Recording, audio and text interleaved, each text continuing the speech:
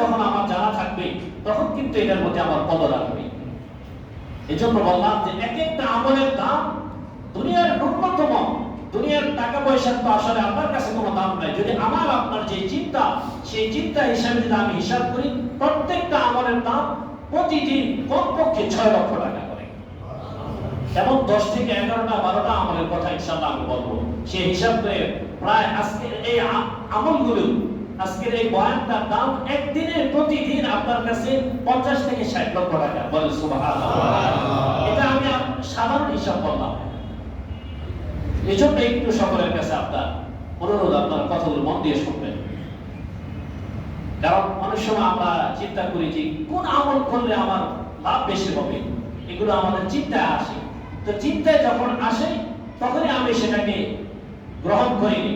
এখনো আমরা এই চিন্তা নিয়েই আমরা কথাগুলো শুনবো ইনশাআল্লাহ। আল্লাহ রাব্বুল আলামিন আমাদের সবাইকে আমলের নিয়তে শোনার তৌফিক দান করুন। এক নাম্বার আমল, যে আমল এর কারণে আল্লাহ রাব্বুল আলামিন হজের সওয়াব দান করেন, সেটা হচ্ছে হজের জন্য আন্তরিকভাবে নিয়ত ও চেষ্টা করা। বলেন সুবহানাল্লাহ। কোন ব্যক্তি যদি হজের জন্য আন্তরিকভাবে নিয়ত করে, চেষ্টা করে, তারপরে সে যেতে পারলো না, কোনো সমস্যা হয়ে গেছে, এমন অনেক মানুষ প্রতি বছর পাওয়া যায় যারা নিবন্ধন করেছে, টাকা জমা দিয়েছে, বিভিন্ন কোনো কারণে, অসুস্থতার কারণে, কোনো সমস্যার কারণে সে আর হজে যেতে পারে না। তাদের হাদিসের অনুযায়ী, হাদিস থেকে আমরা যেটা জানতে পারি, আল্লাহ রাব্বুল আলামিন ওই ব্যক্তির আমলনামায় হজের সওয়াব দিয়ে দিবেন। বলেন সুবহানাল্লাহ। একবার সাহাবায়ে কেরাম রাসূলুল্লাহ সাল্লাল্লাহু আলাইহি ওয়াসাল্লামের সাথে জিহাদের ময়দানে চলে যান। সাহাবায়ে কেরাম জিহাদ থেকে যখন ফিরে আসলেন, অভিযান শেষ করে যখন সাহাবায়ে কেরাম মদিনায় ফিরে আসলেন, মদিনায় আসার পরে তাদের মাঝে মদিনায় এমন কিছু লোক ছিল যে লোকগুলো সাহাবায়ে কেরামের সাথে জিহাদে যেতে পারে নাই, অভিযানে যেতে পারে নাই। অভিযান থেকে ফিরে আসার পরে রাসূল সাহাবায়ে কেরামকে লক্ষ্য করে বললেন, তোমরা যে উপত্যকাগুলো অতিক্রম করেছ, তোমরা যে দীর্ঘ সফর করেছ, শুধু তোমরা সফর করেছ বিষয়টা এমন নয়। এই মদিনার মধ্যে কিছু লোক এমন ছিল যাদের ইচ্ছা ছিল, যাদের যাওয়ার বড় স্বাদ ছিল, বড় খায়েশ ছিল, মনে বড় বাসনা ছিল জিহাদে যাওয়ার জন্য, কিন্তু তারা যেতে পারে নাই। তার কারণ তাদের ওজর ছিল, তাদের অসুস্থতা ছিল, তাদের প্রয়োজন ছিল, এজন্য যেতে পারে নাই। তোমরা শুনে নাও, আমি ঘোষণা দিয়ে দিলাম, আমাদের এই সফরের মধ্যে শুধু আমরাই একা সফর করেছি বিষয়টা এমন নয়, বরং তারাও এই সফরে আমাদের সঙ্গেই ছিল। বলেন সুবহানাল্লাহ। অর্থাৎ এই সফরের যত সওয়াব আছে, যত নেক আমল আছে, এই জিহাদের যে সওয়াব আছে, এই যে নেক আমল আছে, আল্লাহ রাব্বুল আলামিন তোমাদের মতো তাদের আমলনামায়ও সেই সওয়াবগুলো লিপিবদ্ধ করে নেবে। এই হাদিস থেকে জানা যায় যে, বোঝা যায়, উলামায়ে কেরাম বলেন যে কেউ যদি কোন নেক আমলের ইচ্ছা করে, আন্তরিকভাবে চেষ্টা করে, তারপরেও কোনো ওজরের কারণে যেতে পারে না, তারপরে কোনো সমস্যার কারণে যেতে পারে না, কোন অসুস্থতার কারণে ওই নেক আমলটা করতে পারে না, আল্লাহ রাব্বুল আলামিন যে তার চেষ্টা, আন্তরিকভাবে তার মেহনত, তার ইচ্ছা, এর কারণে তার আমলনামায় সেই সওয়াবটা লিখে দেন। বলে সুবহানাল্লাহ। এজন্য আমরা প্রত্যেকেই আন্তরিকভাবে নিয়ত করি, চেষ্টা করি, যেতে পারলেই তো আলহামদুলিল্লাহ, কিন্তু যেতে না পারলেও আমাদের আমলনামায় সওয়াব কে লিখে দিবেন? আল্লাহ। এটা হচ্ছে এক নাম্বার। সবগুলি সংক্ষেপে বলবো, যেহেতু আলোচনা দীর্ঘ করা যাবে না। এক নাম্বার বললাম। 2 নাম্বার হচ্ছে যে আমলগুলি আমরা করে থাকি কিন্তু আমার জানা নাই যে এই আমলের জন্য আল্লাহ রাব্বুল আলামিন আমাদের আমলনামায় ফরজ, আমাদের আমলনামায় হজের সওয়াব লিখে দেন। তার মধ্যে 2 নাম্বার আমল যেটা, সেটা হচ্ছে আমরা প্রতিদিন কি কাজ করি? ফরজ নামাজের জন্য ওযু করে মসজিদের দিকে আসি, তাই না? হাদিসের মধ্যে রাসূল সাল্লাল্লাহু আলাইহি ওয়াসাল্লাম ইরশাদ করেন, কেউ যদি ঘর থেকে পবিত্রতা অর্জন করে, কেউ যদি ঘর থেকে পবিত্র হয়ে, কেউ যদি ঘর থেকে ওযু করে মসজিদের দিকে ফরজ নামাজ আদায়ের জন্য যায়, মান খারাজা মিন বাইতিহি মুতাতাহহিরান, কেউ যদি পবিত্র অবস্থায় ফরজ নামাজ আদায় করার জন্য মসজিদের দিকে যায়, আল্লাহ রাব্বুল আলামিন তার আমলনামায় হজের সওয়াব লিখে দেন। ফরজ নামাজের জন্য ঘর থেকে পবিত্র অবস্থায় কেউ যদি মসজিদের দিকে আসে, আল্লাহ রাব্বুল আলামিন তার আমলনামায় হজের সওয়াব লিখে দেন। এর ব্যাখ্যায় উলামায়ে কেরাম অনেকে বলেন যে এই যে মসজিদের দিকে ফরজ নামাজের জন্য, ফরজ নামাজ আদায় করার জন্য, জামাতের সাথে নামাজ আদায় করার জন্য পবিত্র হয়ে আসলো, শুধু এই যে আসতেছে, এই আসার কারণে আল্লাহ রাব্বুল আলামিন তার আমলনামায় হজের সওয়াব লিখে দিবেন।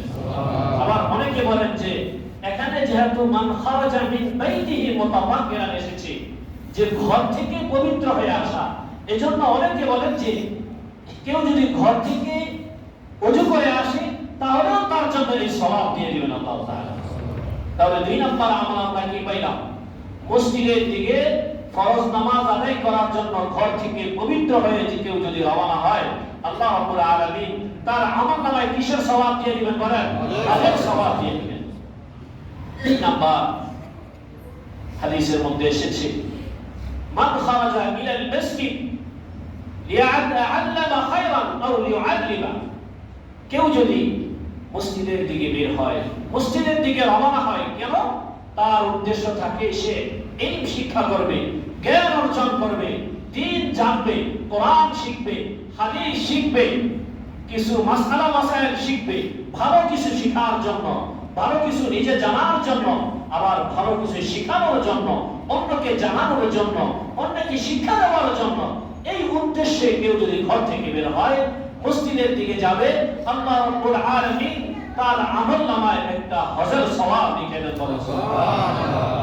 তিন নম্বর যেটা বললাম সেটা কি, যে কোনো বিষয় আমরা অনেক সময় আসি যে মসজিদে যাই, আজকে মসজিদে জুমার বয়ান হবে, আলোচনা হবে, সেখান থেকে আমি শিখবো, আমি জানবো, আমি দ্বীন শিখবো, আমি দ্বীন জানবো, কিভাবে নামাজ পড়তে হয়, কিভাবে রোজা রাখতে হয়, কিভাবে হজ করতে হয়, কিভাবে যাকাত দিতে হয়, এই আমলগুলো শেখার জন্য আমরা মসজিদে আসি। এই যে আসতেছি, এই আমার আসার কারণে আল্লাহ রাব্বুল আলামিন আমাদের আমলনামায় একটা হজের সওয়াব লিখে দেন। বলেন সুবহানাল্লাহ। তাহলে এই যে আজকে আমরা এখানে আসলাম, প্রত্যেকই তো আমার ইচ্ছা এটা যে আমি আগে আগে মসজিদে চলে যাই, মসজিদে গিয়ে বসে থাকি, আজকে আলোচনা শুনবো, এখান থেকে কিছু জানবো, শিখবো, এই যে উদ্দেশ্যে আমি আসলাম, প্রত্যেকের আমলনামায় আমি বিশ্বাস করি, আমি ইয়াকিন রাখি যে আল্লাহ রাব্বুল আলামিন এক একটা কবুল হজের সওয়াব দিয়ে দিয়েছেন। সুবহানাল্লাহ। এটা বললাম তিন নাম্বার। চার নাম্বার, ফরজ নামাজ আমরা আদায় করে থাকি, ফরজ নামাজ আদায়ের পরে আমরা তাসবিহ তাহলিল পড়ি, সুবহানাল্লাহ, আলহামদুলিল্লাহ, আল্লাহু আকবার, লা ইলাহা পড়ে থাকি না আমরা। এটার তো অনেক ফজিলত আমরা জানি, বিভিন্ন সময় বিভিন্ন ফজিলত ওলামায়ে কেরাম বলেন। আজকে যে ফজিলতটা বলবো সেটা হচ্ছে, একটু শুনেন। সাহাবায়ে কেরাম তাদের মধ্যেও আমাদের মধ্যে যেমন আর্থিকভাবে স্বাবলম্বী ব্যক্তি আছে, আর্থিকভাবে সচ্ছলতাওয়ালা ব্যক্তি আছে, সাহাবায়ে কেরামের মধ্যে এমন ছিল। কিছু সাহাবায়ে কেরাম এমন ছিলেন আর্থিকভাবে স্বাবলম্বী ছিলেন, আবার কিছু ছিলেন আর্থিকভাবে দুর্বল। তো দরিদ্র, দুর্বল, অসচ্ছল সাহাবায়ে কেরাম রাসূলের কাছে চলে আসলেন, এসে বললেন, ইয়া রাসূলুল্লাহ, ইয়া হাবিবাল্লাহ, হে আল্লাহর রাসূল, আমাদের মধ্যে ইন্না মিন আহলিনা আহলুদ দুসুর, আমাদের মধ্যে কিছু সাহাবায়ে কেরাম আছে, আমাদের কিছু সাথী আছে যারা মালওয়ালা, যারা সম্পদশালী, যাদেরকে আল্লাহ তাআলা ঠিকভাবে সচ্ছল করে দিয়েছেন। তারা বিভিন্ন সময় এমন কিছু নেক আমল করে, তারা আমাদের সাথে আমরা যেমনি ভাবে নামাজ পড়ি, রোজা রাখি, অন্যান্য আমলগুলি করি, তারাও তো আমাদের সাথে নামাজ পড়ে, রোজা রাখে, অন্যান্য আমল করে, কিন্তু তারা তো আমাদের কাছ থেকে মালের দিক থেকে সম্পদ থাকার কারণে যাকাত আদায় করে তারা অগ্রগামী হয়ে যায়, হজ আদায় করে তারা অগ্রগামী হয়ে যায়, তারা আল্লাহর রাস্তায় সদকা করে, দান করে তারা অগ্রগামী হয়ে যায়। আমাদের তো মন চায় আজকে সম্পদ না থাকার কারণে আমরা সেই ফজিলতগুলো অর্জন করতে পারতেছি না, আমাদের মন চায় তাদের সাথে তাদের সমানভাবে আমরাও যেন অনেক ওয়ালা হয়ে যাই। সাহাবায়ে কেরামের মন ইচ্ছা জাগলো যে আমরাও তাদের মতো কিভাবে স্বাবলম্বী হতে পারি, তাদের মতো নেকির দিক থেকে আমরাও কিভাবে অগ্রগামী হতে পারি, কিভাবে আমরা এগিয়ে যেতে পারি। আসলে সাহাবায়ে কেরামের জিন্দেগির দিকে তাকাইলে দেখা যায় আমাদের মধ্যে ওনাদের প্রতিযোগিতা চলতো, নেকির ক্ষেত্রে ওনাদের প্রতিযোগিতা চলতো, আখিরাতের ক্ষেত্রে ওনাদের প্রতিযোগিতা চলতো। এখন তো আমাদের দুনিয়ার মধ্যে আমরা যারা আছি, আমাদের দুনিয়ার লাইনে আমরা চিন্তা করি যে অমুকের ছেলে তো দুনিয়ার লাইনে এগিয়ে গেছে, আমিও এগিয়ে যাই, অমুকের সম্পদের দিক থেকে এগিয়ে গেছে, আমিও এগিয়ে যাই। আর যদি এই সম্পদটা আমার পরকালের জন্য কাজে আসে অবশ্যই সেটা ভালো, কিন্তু এটা যেমনি ভাবে আমার আপনার চিন্তা থাকবে তার চেয়ে বেশি চিন্তা হওয়া দরকার আখিরাতের ক্ষেত্রে, ঠিক কিনা বলেন? আখিরাতের ক্ষেত্রে অবশ্যই চিন্তা থাকা দরকার। সাহাবায়ে কেরামের এমন চিন্তা ছিল, সাহাবায়ে কেরাম রাসূলের দরবারে আসলেন, এসে বললেন, ইয়া রাসূলুল্লাহ, আমাদেরকে এমন কিছু আমল বলে দেন, আমাদেরকে এমন কিছু কাজ বলে দেন, এমন কিছু নেকির কথা বলে দেন যেগুলো করলে আমরাও তাদের মতো অগ্রগামী হয়ে যাব। তখন রাসূল সাল্লাল্লাহু আলাইহি ওয়াসাল্লাম, দেখেন একটু চিন্তা করলে আমরা বুঝতে পারি রাসূল তো চাইলে এমন কিছু কঠিন কঠিন আমলের কথা বলতে পারতেন যে আমলগুলো করার কারণে এগিয়ে যাবে। যে তারা তো সম্পদ অর্জন করেছে, সম্পদ মানুষের অর্জন কি এমনিতে হয় নাকি? কঠোর পরিশ্রম করতে হয়, হাড় ভাঙা পরিশ্রমের পরে মানুষ সম্পদ অর্জন করে। কিন্তু আখিরাতের লাইনে আগানোর জন্য এত বেশি পরিশ্রম করা লাগবে না, সামান্য আমল, কিন্তু তার নেকি এত বেশি, একটু শুনলে বুঝবেন। তখন রাসূল সাল্লাল্লাহু আলাইহি ওয়াসাল্লাম তাদেরকে বললেন, আমার সাহাবীরা তোমরা শোনো, প্রত্যেক নামাজের পরে তোমরা যদি 33 বার সুবহানাল্লাহ, 33 বার আলহামদুলিল্লাহ, 33 বার আল্লাহু আকবার পড়ো, তাহলে তারা ওই মালে ইবাদত করে, হজ করে, তারা যাকাত দিয়ে, দান সাদাকা করে যে পরিমাণ অগ্রসর হয়ে যায়, তোমরা এই 33 বার 33 বার 33 বার অন্য বর্ণনা অনুযায়ী 34 বার যদি পড়ো, তাহলে তোমরাও তাদের মতো এমনিভাবে অগ্রগামী হয়ে যাও। তো সাহাবায়ে কেরাম খুশি হয়ে যান। সাহাবায়ে কেরামকে দরিদ্র সাহাবীরা আমল করতে শুরু করেন। সাহাবীরা যখন আমল করতে শুরু করেন, এই কথাগুলো একে একে সাহাবীদের কাছ থেকে জানতে জানতে যারা মানওয়ালা ধনী সাহাবী ছিলেন, সচ্ছল সাহাবী ছিলেন, তারাও শুনে ফেললেন। তারা শুনে তারাও আমল করা শুরু করে দিলেন। তখন আবার অসচ্ছল সাহাবায়ে কেরাম রাসূলের কাছে আসলেন, এসে বললেন, ইয়া রাসূলুল্লাহ, আমরা আমল করি, ওই সাহাবায়ে কেরাম তারা আমাদের সাথীরা যারা ধনী, তারাও তো শুনে তারাও তো আমল শুরু করে দিয়েছে, তারাও আমাদের মতো আমল শুরু করে দিয়েছে। তখন রাসূল দেখেন কি বললেন, যালিকা ফাদলুল্লাহি ইউতিহি মান ইয়াশা, এটা আল্লাহ তাআলার অনুগ্রহ, আল্লাহ তাআলা যাকে ইচ্ছা তাকেই আল্লাহ তাআলা বাড়িয়ে দেন, বলে সুবহানাল্লাহ। এর অর্থ এটা যে সবাই তোমরা বেশি বেশি আমলে প্রতিযোগিতা করো। এখন যদি আবার তাদেরকে দিতেন, ওনারা কি আবার বসে থাকতেন? তারাও শুরু করতেন। তার মানে এই আমলের প্রতিযোগিতা তোমাদের মধ্যে থাকতেই থাক। আমি তোমাদেরকে বলে দিলাম, এটা আল্লাহ তাআলার অনুগ্রহ, আল্লাহ তাআলা যাকে ইচ্ছা তাকেই দেন। অতএব আমি আপনি যদি দুনিয়ার লাইনে যেমনি ভাবে সচ্ছল হয়ে গেছি, এই চিন্তা করে বসে থাকার সুযোগ নাই যে আমার তো আর্থিকভাবে দান সাদাকা করে আমি অনেক এগিয়ে যাচ্ছি, তাহলে আমার তাসবিহ তাহলিল দরকার নাই, এমনটা হবে না। নাকি সাহাবায়ে কেরামের অনুসরণ করে যে তারা যেমনি ভাবে পড়ে আমি আবার বাড়িয়ে পড়ব, সে 2 রাকাত বেশি পড়লে আমি আরো 3 রাকাত বেশি পড়ব, আমি আরো 4 রাকাত বেশি পড়ব। এভাবে আমাদের মধ্যে আমাদের কি হওয়া দরকার? প্রতিযোগিতা হওয়া দরকার।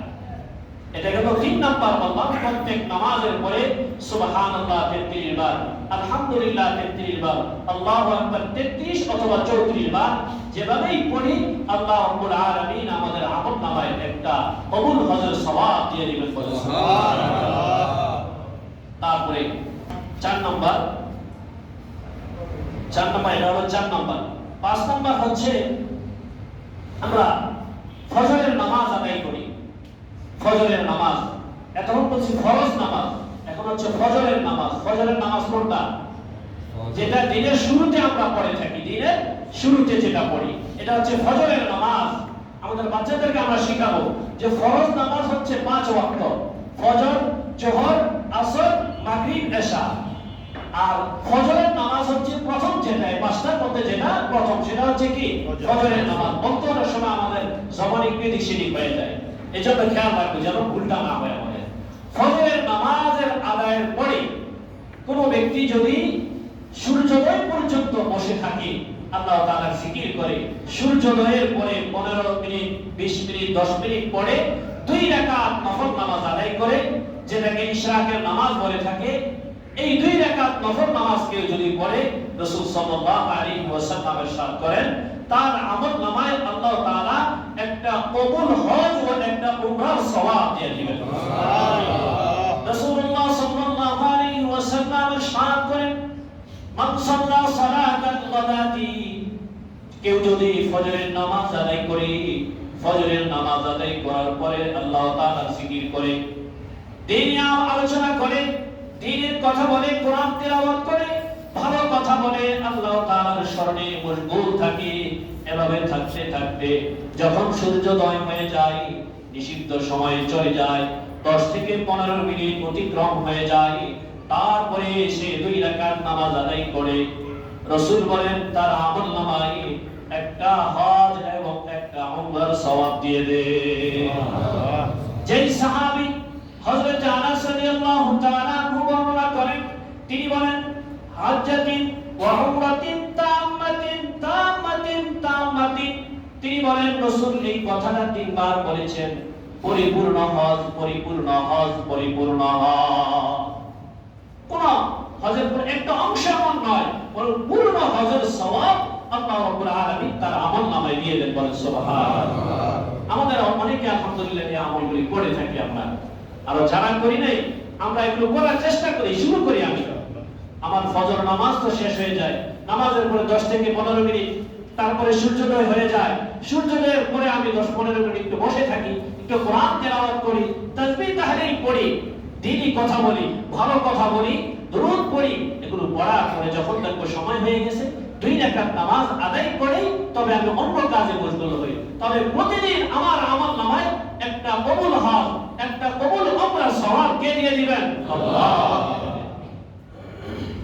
তারপরে 6 নাম্বার হচ্ছে চাশতের নামাজ বা দোহার নামাজ। হাদিসের মধ্যে শব্দটা এসেছে সালাতুদ দোহা। সালাতুদ দোহা হচ্ছে আরেকটু আলোকিত হওয়ার পরে, আরেকটু সময় পরে হাদিসের মধ্যে এসেছে, কেউ যদি কোনো কারণে এই সালাতুদ দোহা পড়ার জন্য বের হয়, মান খরাজা ইলা সালাতিদ দোহা, কেউ যদি সালাতুদ দোহা পড়ার জন্য বের হয়, আল্লাহ রাব্বুল আলামিন তার আমলনামায় একটা কবুল হজের সওয়াব লিখে দেন। বলেন সুবহানাল্লাহ। তাহলে ইশরাক আর দোহা অনেকে এই দুইটাকে এক নামাজই বলে থাকেন, আবার অনেকে বলেন যে না, ইশরাকটা হচ্ছে সূর্যোদয়ের পরপরই সামান্য সময় পরে, আর চাশতের নামাজ বা সালাতুদ দোহা সেটা হচ্ছে আরেকটু পরে। তো এইজন্য আমরা নফল নামাজ যেহেতু, সেই হিসেবে কেউ যদি দুইটা নিয়ত করি, তাহলে অবশ্যই আল্লাহ রাব্বুল আলামিন আমাদের আমলনামায় সওয়াব দিয়ে দিবেন। আর যদি না, যে আমি দুইটা আলাদা আলাদাভাবে পড়বো, আলাদা আলাদাভাবে আমি সওয়াব দেব, তাহলে অবশ্যই সেটাও আমার আমলনামায় আল্লাহ তাআলা দিয়ে দিবেন। কারণ নফল নামাজ যত বেশি কি পড়া যায়, এজন্য এই বিষয়গুলো আমাদের মধ্যে যেন আবার বিভ্রান্তি না আসে যে সালাত চাশতের নামাজ এটা আবার কোন কোরআন আছে, এই চাশতুর শব্দ আসে না। অনেক কিছু আছে, শব্দ একটা আমরা বাংলাতে তরজমা করার ক্ষেত্রে, অনুবাদ করার ক্ষেত্রে অন্য নাম বলি। তাহলে অনুবাদ আমরা যে নামাজ নামাজ বলি, এই নামাজ শব্দে কোরআনে কোথাও আছে বলেন? হাদিসে কোথাও নামাজ শব্দ আছে? তাহলে নামাজ আমরা কোথা থেকে পাইলাম? এখন যদি কেউ বলে যে নামাজ নামাজ বলেন, হাদিসের মধ্যে কোরআনের মধ্যে তো আপনি সালাহ এসেছে, আপনি নামাজ কেন বলেন? আরে নামাজ তো এর অনুবাদ করা হয়েছে, তরজমা করা হয়েছে। তো এখন এই জায়গাটার মধ্যে অনেকে একটু খেয়াল করতে অন্যরকম হয়ে যায়। আমরা কোনো সংশয়ের মধ্যে থাকবো না, দুইটা আলাদা আলাদাভাবে পড়তে পারি, আবার দুইটাকে এক মনে করেও যদি বলি তবুও সওয়াব হবে। অর্থাৎ আমি আপনি নফলের প্রতি আগ্রহী হয়ে যাই, এই নফল ইবাদতটা করি, আল্লাহ রাব্বুল আলামিন আমার আপনার আমলনামায় হজের সওয়াব দিয়ে দিবেন। বলেন সুবহানাল্লাহ। 7 নাম্বার হচ্ছে জুমার নামাজ। হাদিসের মধ্যে এসেছে, এই যে জুমার নামাজ আজকে আমরা আসলাম, রাসূল সাল্লাল্লাহু আলাইহি ওয়াসাল্লাম সাহাবায়ে কেরামকে লক্ষ্য করে বলেন, জুমার দিনে তোমাদের জন্য একটা সুযোগ আছে, জুমার দিনে তোমাদের জন্য হজের সুযোগ আছে, জুমার দিনে তোমাদের জন্য উমরার সুযোগ আছে। এই কথা বলার পরে রাসূল বলেন, হজের সুযোগ হলো আল হাজিরাতু লিল জুমাতি, তোমাদের মধ্য থেকে কেউ যদি জুমার জন্য আগে আগে তাড়াতাড়ি জুমার জন্য মসজিদে গমন করে মসজিদে চলে যায়, কেউ যদি জুমার জন্য জুমার দিনে আগে আগে মসজিদে আসে, ওই ব্যক্তির জন্য আল্লাহ রাব্বুল আলামিন তার আমলনামায় একটা হজের সওয়াব লিখে দেন। সুবহানাল্লাহ। জুমার দিনে হজের সওয়াব যদি আমি পেতে চাই, তাহলে আগে আগে জুমার নামাজের জন্য আসা, এর কারণে কি হবে? হজের সওয়াব কে দিবেন? আল্লাহ তাআলা দিবেন। আবার জুমার দিনে আরেকটা আমল আছে, যে আমল করলে উমরার সওয়াব পাওয়া যায়। সেটা কি?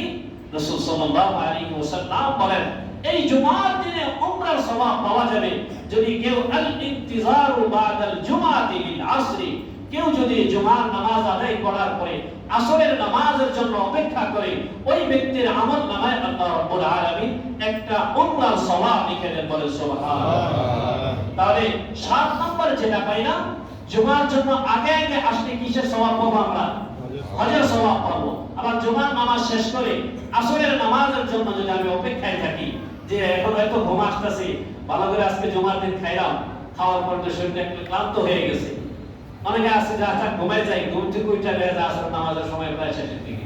আর যদি চিন্তা করি যে না, কখন আসরের সময় হবে, একটু অপেক্ষা করি, এই যে অপেক্ষা, এই অপেক্ষাটা মসজিদে থেকেও হতে পারে, আবার ঘরে গিয়েও হতে পারে। যেখানেই থাকেন আপনার অন্তরে মনে মনে অপেক্ষা করতেছেন কখন আসরের সময় হবে, এটা করলেও আল্লাহ রাব্বুল আলামিন উমরার সওয়াব দিয়ে দিবেন। সুবহানাল্লাহ। তাহলে যুবক ভাই যারা আছেন, যারা একটু দেরি করে মসজিদে আসেন, তাদের কাছে আমার আবদার, আপনি যদি চান যে হজের সওয়াব পাবেন, তাহলে কি করতে হবে? সবার শেষে 1:01 বা 1:20 বা 1:30 মসজিদে আসবো, নাকি আগে আগে আসবো? বলেন, আগে আগে আসতে হবে। আপনার অন্তরে একজন মুসলমান হিসেবে যদি হজের প্রতি ভালোবাসা থাকে, একজন মুমিন হিসেবে যদি আপনার অন্তরে আবেগ কাজ করে, এই আবেগের তাড়নায়, এই ভালোবাসার তাড়নায় আমরা আগে আগে যদি জুমার নামাজের জন্য চলে আসি, তাহলে আরো অনেক ফজিলত আছে। আর অন্য অনেক ফজিলত আছে না? অনেক ফজিলত আছে। তার সাথে এটাও একটা ফজিলত যে আমার আমল নামায় হজের সওয়াব লিখে দিবেন আল্লাহ তাআলা। 8 নাম্বার হচ্ছে পিতামাতার খেদমত করা। পিতামাতার খেদমত করা, পিতামাতাকে সম্মান করা, তাদেরকে মর্যাদা দেওয়া, এর কারণেও হজের সওয়াব হয়। হাদিসের মধ্যে এসেছে, এক সাহাবী রাসূলুল্লাহ সাল্লাল্লাহু আলাইহি ওয়াসাল্লামের দরবারে চলে আসেন, এসে বলেন, ইয়া রাসূলুল্লাহ, আমি জিহাদে যেতে চাই, আমি দান সদকা করতে চাই, ভালো কিছু আমল করতে চাই। আমি তো আমার ফরজ আমলগুলি করি, কিন্তু সাথে সাথে আমি আরো কিছু আমল করতে চাই। রাসূল সাল্লাল্লাহু আলাইহি ওয়াসাল্লাম তাকে বললেন, তোমার মা বাবা জীবিত আছেন কিনা? পিতা মাতার দুইজনের কেউ জীবিত আছেন কিনা? তখন সাহাবী বললেন, আমার মা জীবিত আছেন, আমার মা এখনো আমার ঘরে আছেন। রাসূল সাল্লাল্লাহু আলাইহি ওয়াসাল্লাম সেই সাহাবীকে লক্ষ্য করে বললেন, যাও তুমি গিয়ে তোমার বাবা মার খেদমত করো, বাবা মার সাথে ভালো আচরণ করো, তাদেরকে সম্মান করো, তাহলে আল্লাহ রাব্বুল আলামিন তোমার আমলনামায় জিহাদের সওয়াব, তোমার আমলনামায় হজের সওয়াব, আরো নেকির সওয়াব আল্লাহ রাব্বুল আলামিন তোমার আমলনামায় লিখে দিবে। সুবহানাল্লাহ। পিতামাতা এমন এক সম্পদ, মা বাবা এমন এক অমূল্য রতন, এমন অমূল্য এক দামি সম্পদ আমার আপনার জন্য, যে তাদের খেদমত করলে আপনি জিহাদের সওয়াব পেয়ে যাবেন। তাদের খেদমত করলে আপনার আমলনামায় আল্লাহ রাব্বুল আলামিন কবুল হজের সওয়াব লিখে দিবেন। বলেন সুবহানাল্লাহ। এজন্য বাবা মার খিদমত, বাবা মাকে সম্মান করা, বাবা মাকে মহব্বত করা, তাদের সামনে ভালোভাবে নিজেকে উপস্থাপন করার কারণে কি আমার লস নাকি লাভ? বলেন, যে আমার ভালোবাসা থাকবে, তার প্রতি আমার আবেগ কাজ করবে, তাকে আমি খেদমত করবো, অবশ্যই তো সম্মানের দিকেই তো আমি তাকাবো। এজন্য পিতামাতা আমার আপনার জন্য অমূল্য সম্পদ। এর মাধ্যমে আমি আপনি দুনিয়া আখিরাত সুন্দর করতে পারি, এর মাধ্যমে আমি আপনি আমার আমলনামায় কবুল হজের সওয়াব লিখে নিতে পারি। বলেন সুবহানাল্লাহ।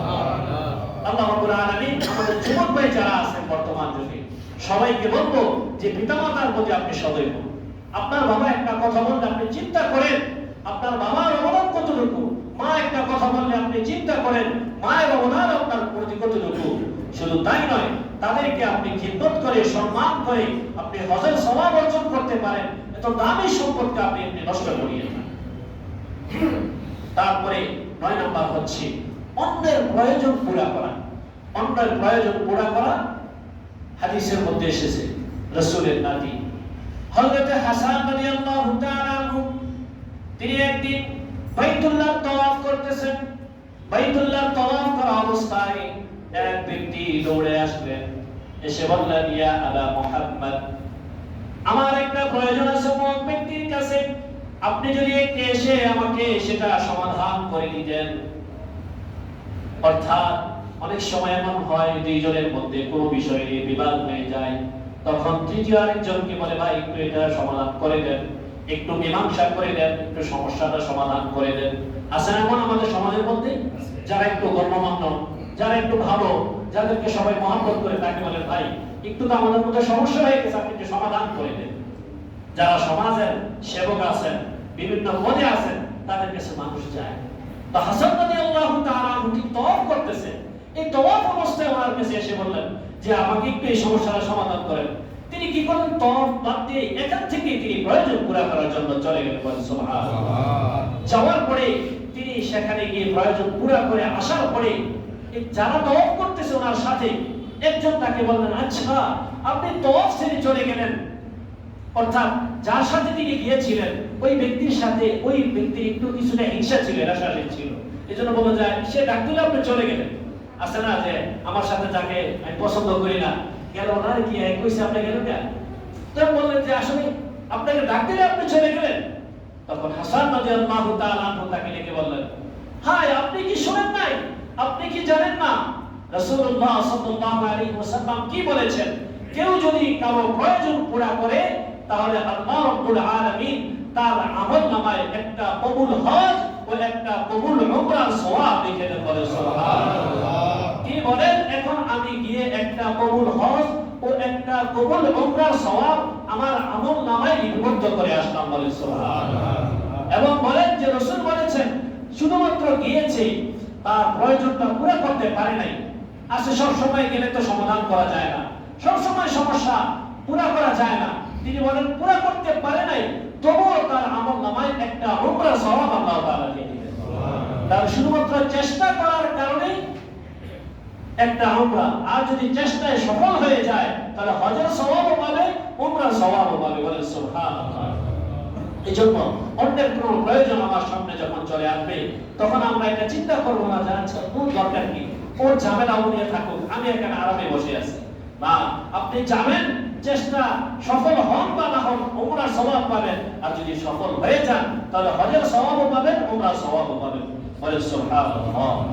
10 নম্বর হচ্ছে রমাদানুল মুবারকে কেউ যদি উমরা করে, রাসূল সাল্লাল্লাহু আলাইহি ওয়াসাল্লাম ইরশাদ করেন তার আমলনামায় তাদিলু হাজ্জাতান, এক বর্ণনা এসেছে তাদিলু হাজ্জাতান আও হাজ্জাতান মাই, তার আমলনামায় একটা কবুল হজের সওয়াব হবে।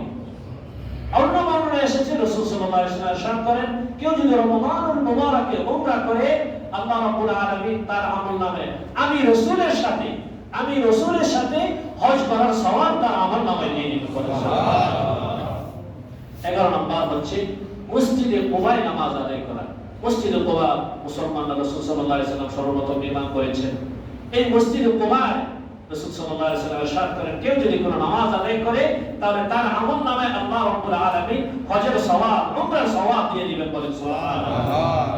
এখানে কিছু সংক্ষেপে আপনাদের সামনে কিছু আমলের কথা বললাম, যে আমলগুলি করলে আমলনামায় হজের সওয়াব আসে, যে আমলগুলি করলে আমলনামায় উমরার সওয়াব আসে। এই সেই কথাগুলো আমি সংক্ষেপে আরেকবার বলতেছি।